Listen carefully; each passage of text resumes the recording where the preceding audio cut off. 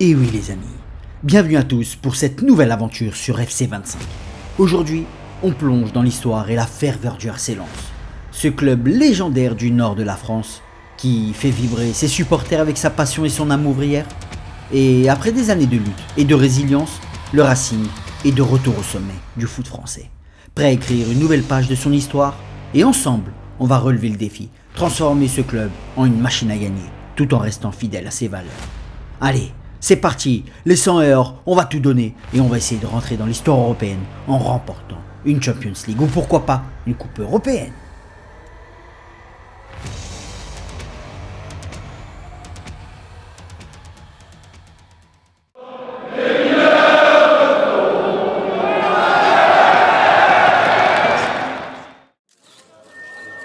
Et oui les amis, comme vous le voyez dans l'introduction, je vais signer au RC Lens, entraîner ce club mythique français avec ses supporters qui n'attendent que cette petite étincelle pour s'enflammer, cette qualification en Coupe d'Europe. Pourquoi pas rêver grand, il faut rêver grand avec le RC Lens car c'est un grand club. Et j'arrive directement au club, je pose mes valises et je décide de faire la prépa physique moi-même avec mes adjoints et mes entraîneurs. Je décide de fixer une tactique en contre-pressing et je recrute bien sûr les préparateurs physiques ainsi que mon entraîneur adjoint. Puis à la suite de ça, les dirigeants me préviennent qu'on a un peu moins de 15 millions d'euros. C'est à quoi je m'attendais pas à un budget non plus mirobolant, mais ils me fixent comme objectif de remporter la Ligue 1. Ça va être un objectif très dur à atteindre, mais on verra ce qu'on peut faire. Ensuite, je vais auprès de mon équipe de recrutement des jeunes. Je lui dis d'aller me chercher des petits attaquants en Norvège, car je me dis peut-être on pourrait trouver le nouvel Haaland au RC Lens et peut-être le faire jouer dans le nord de la France. Et je regardais un petit peu l'état de mon équipe jeune. Car en effet, les dirigeants me disaient qu'il y avait un petit match à aller voir du côté de l'équipe jeune dès mon arrivée et que peut-être ça ferait plaisir aux jeunes et peut-être que je pourrais repérer le futur de talent de demain.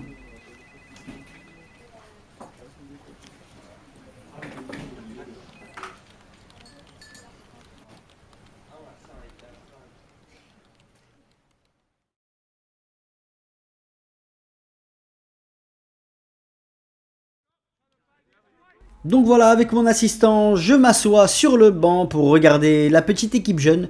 Dans les fichiers, dans les data sources que j'ai regardé sur l'équipe jeune, il y avait un jeune intéressant, un ailier du nom de Bryce Sanchez, un espagnol. Je vais d'ailleurs l'observer pendant ce match. Mais pour le moment, c'est les petits jeunes du Stade Brestois qui nous dominent et qui marquent le premier but. Bon, ce n'est pas grave, c'est des matchs de jeunes, il ne faut pas leur mettre la pression, il faut qu'ils jouent au football tout simplement. Je leur ai dit de prendre énormément de plaisir, mais je sens que ma présence les perturbe peut-être un petit peu, ils ne sont pas habitués. Mais bon, ça va arriver car voilà, déjà vous voyez Sanchez qui a le ballon, il essaye de jouer avec Kovalenko, un jeune Ukrainien, il rentre dans la surface, oh le but incroyable, magnifique, le petit dribble, c'est impressionnant. À leur âge quand même, ils jouent très bien, ils ont des notions tactiques, ils se font des passes, ils essayent de faire circuler le ballon, mais attention. Brest qui attaque, on est bientôt à la fin du match, il va rester moins de 10 secondes. Oh là là, quel joueur, mais quel joueur ce petit Brestois, incroyable, il me fait des petits gestes, je pense même qu'il a mis un doublé. Et voilà malheureusement le RC Lens qui est éliminé de ce petit tournoi. Mais je suis quand même content car j'ai vu les joueurs se donner à fond et c'est ce qui comptait. Bon, après ce petit match de jeunes du centre de formation, il faut retourner quand même aux choses sérieuses et comme je vous disais, concernant l'équipe, je décide de jouer en contre-pressing avec un style de construction en contre et une approche défensive très agressive. On aura une défense très haute car on joue en 3-4-1-2 et vous verrez qu'en contre-pressing, quand on est en phase défensive sans ballon, on est comme ça et quand on n'a pas le ballon, voici le jeu, c'est-à-dire qu'il va se jouer énormément sur les ailes, des dédoublements et je pense que les supporters sont assez satisfaits de ce style de jeu. D'ailleurs, avant même que la saison commence, j'observais un petit peu mon équipe, j'essayais de voir quels étaient les points faibles et j'allais auprès des agents libres car il y avait beaucoup de joueurs sans contrat et j'allais discuter avec un petit milieu central mexicain qui pour moi était assez satisfaisant, 79 de général, il avait une bonne vitesse, une bonne qualité de football. Et Luis Chavez allait signer bien entendu au RC Lens, le PSG était sur lui et on a réussi à devancer le club de la capitale sur ce petit dossier.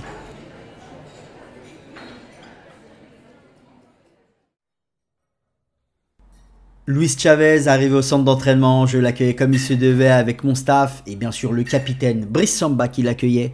Et j'étais fier car il avait signé chez nous, on avait réussi à devancer quand même le Paris Saint-Germain sur ce dossier-là, c'était un agent libre. il avait quand même décidé, il a privilégié le fait de venir au RC Lens, car je lui garantissais bien sûr une place de titulaire au milieu de terrain. Et j'espère que je ne me suis pas trompé, car le football mexicain est plutôt bon, avec des bons techniciens, des bons joueurs au milieu de terrain, des joueurs rapides, agiles. On verra ce qu'il va faire au RC Lens.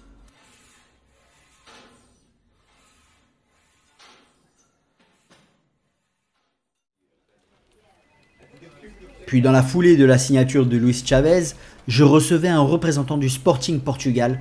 En effet, ils étaient intéressés par Nampalys Mendy. Nampalys Mendy avait un profil de milieu défensif, mais je n'allais pas jouer avec un milieu défensif dans mon équipe. J'allais jouer plutôt avec deux milieux centraux, un qui allait plus désaxer sur le côté et un autre qui allait rester axial. Et malheureusement, Nampalys Mendy ne rentrait pas dans mes petits papiers et je décidais, tout bien entendu, de négocier avec un prix de 2,9 millions avec le Sporting Portugal. Et derrière, j'allais recevoir un autre joueur, en effet, un autre agent libre, incroyable, un autre Mexicain, à croire que les Mexicains étaient tous libres cet été-là, et c'est bien sûr Alexis, j'ai oublié son prénom, malheureusement c'est un nouveau joueur, voilà, Alexis Vega, le pauvre, il est arrivé dans mon bureau, j'ai oublié complètement son prénom, mais c'est pas grave, on s'en sort, toujours par une petite pirouette, et voilà, Alexis Vega, le représentant du Mexique, bien sûr international mexicain, qui vient signer renforcer nos rangs sur l'aile droite de l'attaque.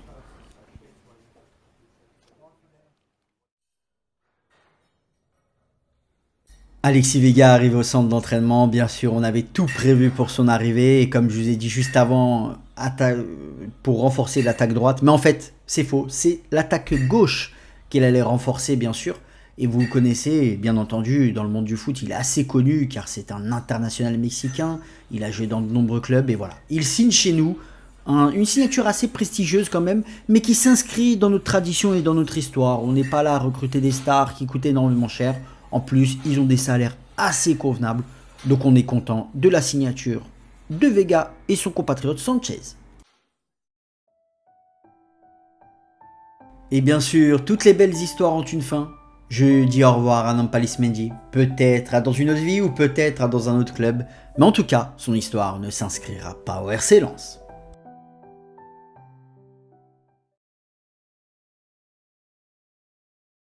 Et comme vous le voyez, pour peaufiner ma préparation physique, je décidais de participer à un tournoi et on allait jouer contre Brentford, un tournoi qui était organisé au Portugal par le club de Benfica et de Porto en parallèle. On allait affronter ni l'un ni l'autre, mais en tout cas on allait affronter des gros clubs, car juste après on allait jouer Francfort et ensuite Nottingham Forest, mais d'abord on allait affronter Brentford et j'allais enfin pouvoir voir de quoi était capable mon équipe.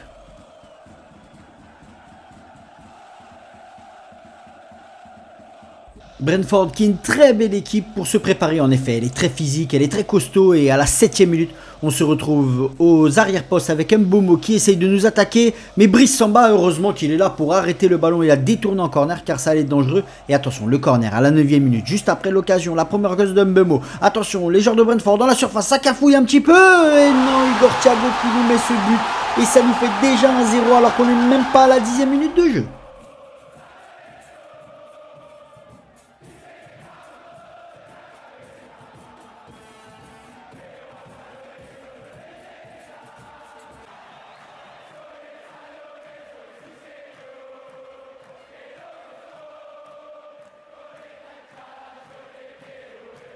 Sincèrement, ce début de match est vraiment très compliqué. Les 20 premières minutes, la défense est à la traîne. Elle est derrière, elle ne fait rien. Elle se fait dribbler comme si c'était du beurre chaud. C'est n'importe quoi. Mbeumo qui retrouve Igor Thiago dans la surface encore une fois.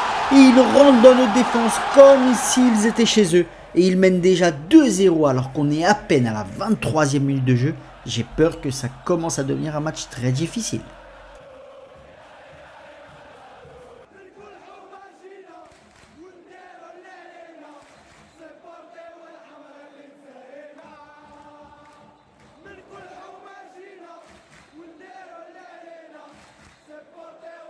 Allez, dans ces moments-là, il faut toujours rester positif. On est à la demi-heure de jeu, 30e minute déjà passée.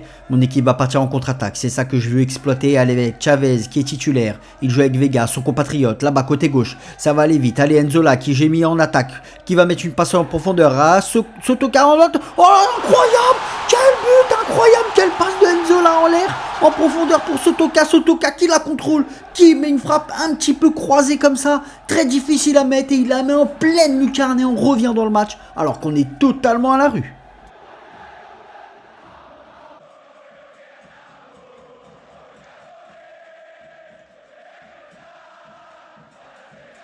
Allez, 38e minute, ce but il nous a fait vraiment du bien, mais on a toujours les mêmes problèmes défensifs avec Mbomo qui se balade dans notre défense avec Igor Thiago. Qu'est-ce qu'ils vont faire? Attention, ça va tirer. Oh là là, heureusement que Brice Samba est là. Et voilà, on se dégage. Heureusement que Vega est là, il joue avec son compatriote Chavez. Les deux joueurs sont assez satisfaisants, ça va, mon équipe essaie de ressortir la tête de l'eau, on a juste des petits problèmes défensifs. Mais attention, Thomasson qui joue avec Sotoka. Sotoka, on va peut-être se procurer une belle occasion. Enzola qui se dribble de son défenseur, qui se débarrasse de lui. Attention, il rentre dans la surface, il croise, et c'est magnifique, pied gauche. Et oui, on revient dans le match. Ils nous ont enterrés, mais on est sorti de la tombe et on revient à 2 partout.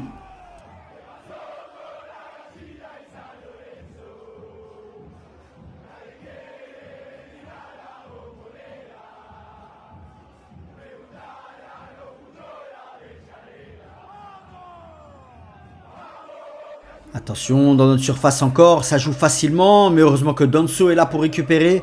Et voilà, c'est la mi-temps, un ouf de soulagement, on est quand même revenu à 2 partout alors qu'on ne le mérite pas vraiment. Ma défense était un peu à la rue, je vais essayer de les remotiver dans le vestiaire à la mi-temps, parce que là ça va vraiment pas. Et si on avait eu une défense digne de ce nom, je pense qu'on mènerait facilement 2-0 face à Brentford, car c'est vraiment une équipe largement à notre portée, on est vraiment supérieur à eux.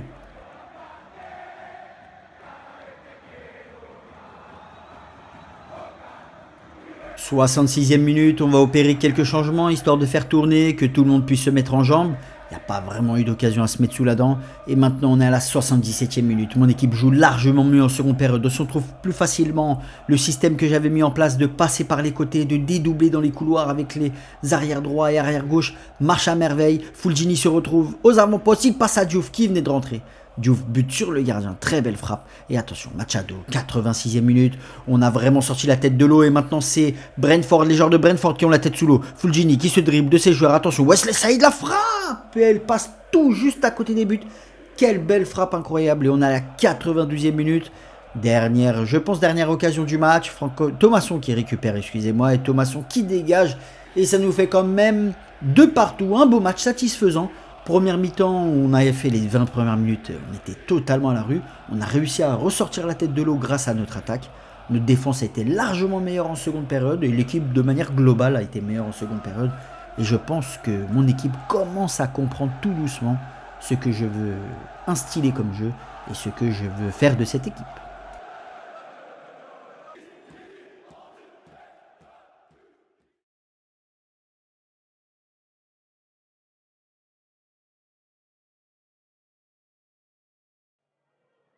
Et on se retrouve les amis pour ce deuxième match de petite coupe de préparation d'avant-saison contre l'Eintracht Francfort.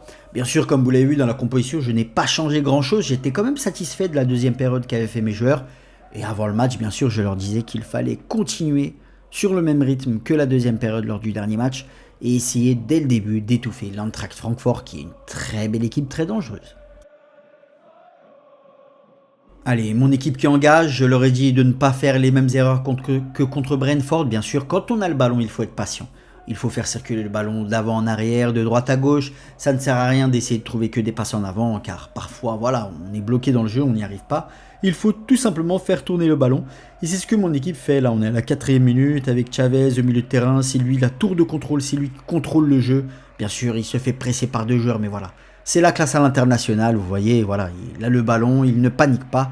Et derrière, Chavez réussit à jouer, attention, avec Enzola devant. Enzola, une passe pour Sotoka, comme lors du premier match. Sotoka, la demi-volée, incroyable, pleine lucarne. Mais quel joueur, Enzola, Sotoka qui se trouve les yeux fermés, c'est incroyable et ça nous fait déjà un 0.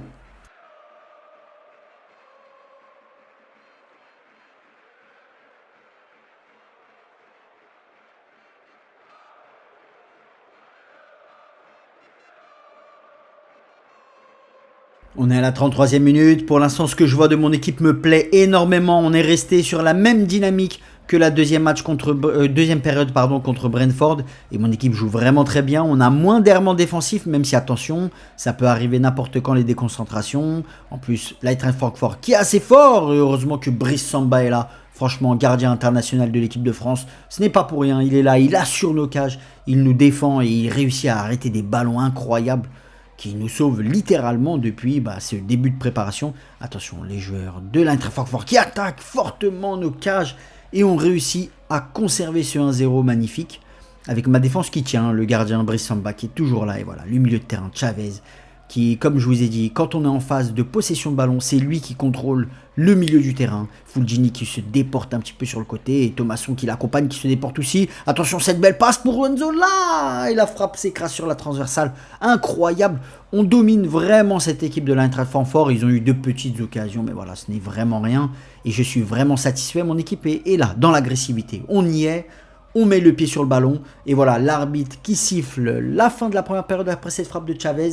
Je suis vraiment satisfait. Je félicite mes joueurs. Et bien sûr, dans le vestiaire, je les encourage à continuer sur cette voie en seconde période.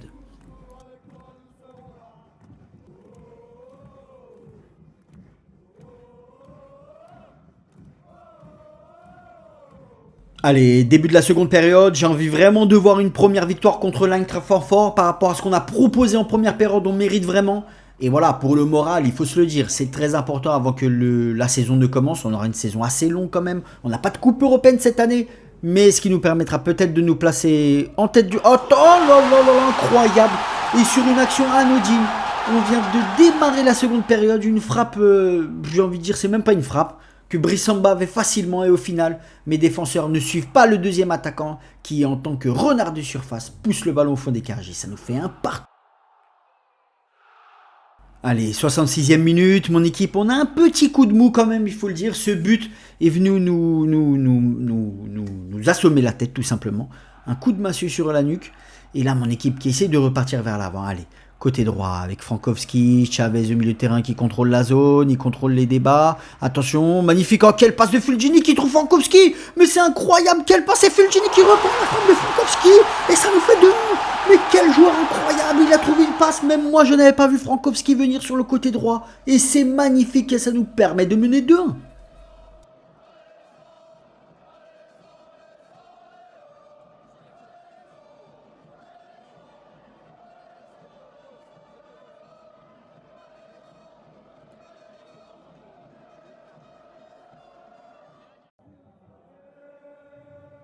Voilà, 76e minute comme vous voulez, corner de l'Eintracht Francfort. On a fait quelques petits changements, voilà, il faut faire tourner, il faut que tout le monde se sente impliqué pour cette saison-là. Et attention, on a une occasion de repartir en contre, on est ressorti très proprement avec Diouf de la défense. Il a vu Cabot partir, allez Jimmy Cabot, il va tout seul, allez, avec ta vitesse, tu vas les avoir, allez, il rentre dans la surface, il tire, oh c'est incroyable, magnifique, quel but. 78e minute et on cloue le cercueil de l'Eintracht Francfort, on les enterre, ils reviendront plus dans le match, c'est sûr. Mon équipe assure, on mène 3-1.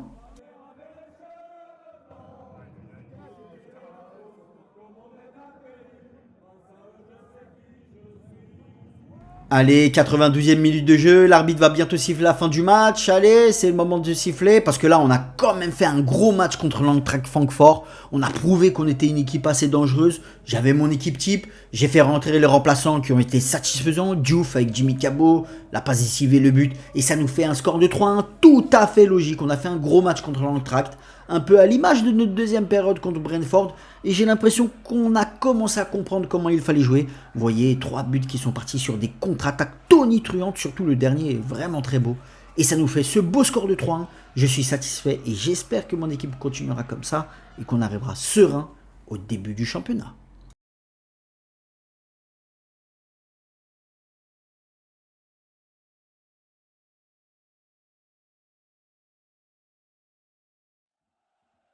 Allez, dernier petit match de ce tournoi contre Nottingham Forest, ce club légendaire qui a remporté 2 Champions League dans son histoire. Et oui les amis, incroyable mais vrai, mais ce club a remporté 2 C1. Alors que le Paris Saint-Germain n'en a toujours pas. Mais Nottingham Forest, qui en a 2, commence, et c'est nous qui engageons bien sûr, donc avec Danso au milieu du terrain. J'ai décidé de titulariser Kusanov, reposer un petit peu Medina car il était fatigué, il avait enchaîné 2 fois titulaire lors des 2 derniers matchs. Et Thomasson au milieu. Allez, Thomasson, qu'est-ce qu'il va faire? Il trouve Sotoka. Sotoka, il rentre dans la surface. Attention, frappe du droit. Et le gardien qui l'arrête. Quelle frappe lourde, incroyable, bien joué. 12e minute, allez, mon équipe, je la sens tout de suite dans le match. Ça fait plaisir à voir. On n'a pas de round d'observation contre Nottingham Forest. On y va, on attaque avec Vega.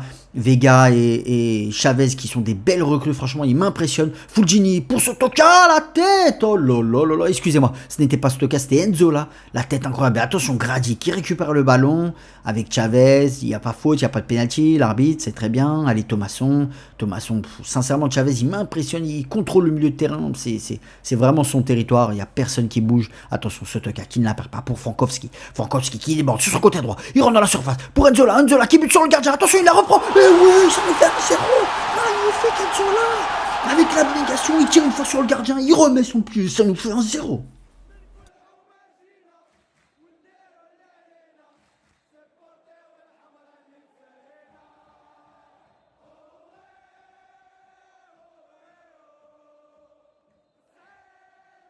Allez, mon équipe qui montre, elle a l'écro, on est à la 30e minute, on lâche pas le morceau, on est là pour nos supporters, on va leur montrer qu'on va faire des grandes choses cette saison avec moi en tant qu'entraîneur. Je n'ai jamais échoué dans un club, pourquoi j'échouerai aujourd'hui dans un club aussi légendaire que le RC Lens? Y a pas de raison. Allez les gars, on y croit, on va les arrêter là avec Nottingham Forest qui a quand même des beaux petits joueurs. Attention, oh là là là là là là. Heureusement que Brice Samba est là, le capitaine de notre équipe. Heureusement, vraiment, parce que là, c'était vraiment catastrophique. 40e minute, attention, les joueurs de Nottingham Forest, de Gibbs White, avec un intermédiaire de Gibbs White, heureusement, mais je vous dis sincèrement, Brice Samba, je ne saurais pas comment m'en passer. C'est un joueur tout bonnement incroyable, capitaine Brice, tout simplement. Et on est à la 45e minute, l'arbitre va siffler la fin, et non, pas d'occasion réelle sur ce petit centre qui était un petit peu raté. Et ça nous fait 1-0. Fin de première période un peu difficile, on a quand même pris 2 occasions qui ont failli rentrer, c'était des très belles occasions, mais voilà, en global, première belle période, et j'espère que mes joueurs vont continuer en seconde période sur ce chemin-là.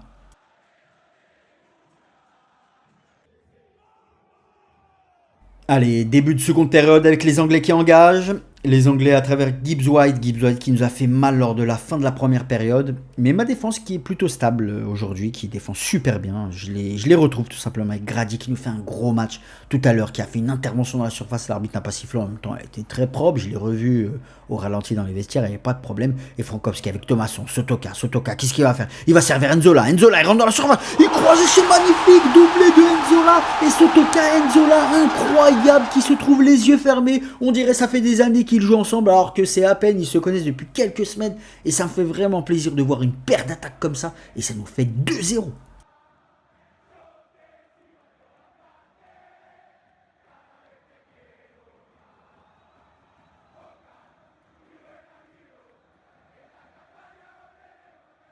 Allez, 67e minute, on a fait des petits changements. En effet, comme je vous ai dit, il faut toujours essayer de faire en sorte que tout le monde soit impliqué, que tout le monde soit en bonne condition physique. Et attention, Wood qui rentre dans notre surface. Non, il passe à Gibbs White qui nous fait très très mal. Attention, Diouf, qu'est-ce qu'il va faire? Il se fait dribbler. Attention, et voilà, ça nous pendait au nez.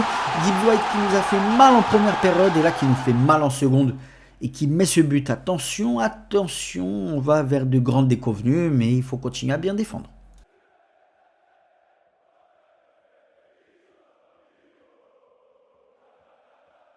Allez, 93e minute, il reste une poignée de secondes à jouer, même pas, on est à la 91e, il n'y a que 2 minutes d'arrêt de jeu, mon équipe doit défendre, attention, Hudson-Odoi là-bas qui est côté gauche de l'attaque de Nottingham Forest, attention, et non, il se retrouve tout seul, leur attaquant, et voilà, ça nous fait 2 partout, but à la dernière minute, oh là là là là là là, je craignais le pire, on devait juste garder le ballon, et au final on le perd bêtement, et derrière on se fait contrer, et ça nous fait 2 partout.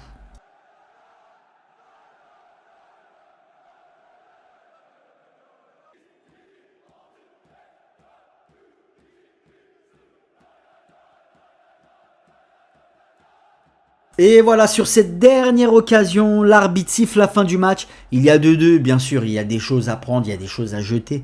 Notamment cette seconde période assez exécrable, surtout après la 60e minute. On n'a vraiment pas été bon. Mais sinon, de manière globale, le tournoi s'est bien passé. Je suis satisfait de mes joueurs, je les félicite. Car je pense qu'on est prêt. Mes joueurs comprennent la tactique que je veux mettre en place. Et comme vous voyez sur les statistiques, on a dominé. Donc, on termine deuxième du tournoi. très bien sur 8 équipes. Et on se retrouve dans un prochain épisode où on commencera enfin le championnat contre Angers. Et on aura bien sûr de grandes rencontres. C'était Dads, à une prochaine.